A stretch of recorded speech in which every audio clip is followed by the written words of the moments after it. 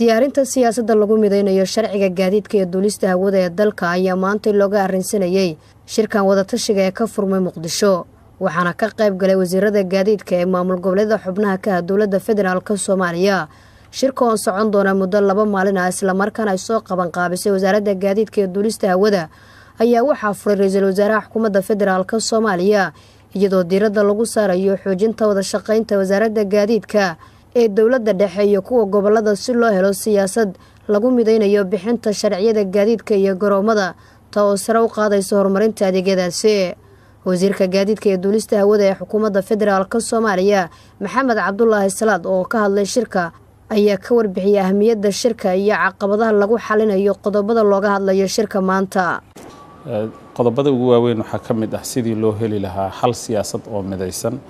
oo lagu maamulo gaadiidka iyo duulista hawada sida aad la socotaan waxaa jira gobolada Soomaaliya oo dhan qolo kasta waxay leedahay maamul goboleed kasta wuxuu leeyahay taargooyin gooni u ah registration baabuurta u gooni ah wixii raba ayaa dekedaha ka soo dago oo dhinaca gaadiidka oo kala ah wada marista waa sharcigiisii hore lama raaco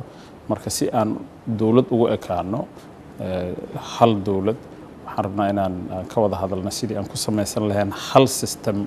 hal registration system gaadiidka hal meel laga register gareeyo policies-ka lagu dhaqmo hal policy aan yeelano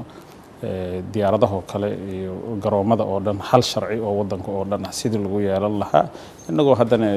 tixgelin iyo wada shaqeyn iyo aanan waxba ka qaadanaynin maamul goboleedyada haddana sidii aan ku wada shaqeyn lahayn inagoo ra'iisul wasaaraha xukuumadda federaalka Soomaaliya Mudane Xasan Cali Khayro oo furay shirka ayaa xusay in ka qaybgalayaasha shirka looga baahan yahay inay soo saaraan talooyin tilmaamaya in dadka Soomaalida yeeshaan hami sare oo ay kula tartamaan caalamka horumaray hankeen oo la ekaado inaan aeroboorka nalal gelino oo habeenka aeroboorku shaqeeyo ma hawadeena inaan soo celino inuu hankeen ahaado hankeen waxa uu yahay in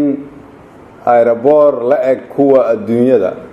ama dalalka dariska nala ah ama kuwa adduunyada inteeda kala mid la mid ah inaan dhisano hankeen waxa uu yahay in aan samaysano dal lagu aamini karo dadka mustaqbalka naga sugaya inaan dal ku wareejino hankeen waxa uu yahay dal aan uga maarano inaan ka qaxno dalkan oo aan dalal kale u qaxno inaan samaysano hankeen waxa uu yahay in la dhiso Soomaaliya ka duwantan hadda haddana waxay tahay inaan hankeena kor u dhigno mar walba dawladnimadu waxa ay tahay inaad la tartanto adduunyada inteeda kale waxa la rabaa marka aad aragtid aeroboorka Xamar ama Kismaayo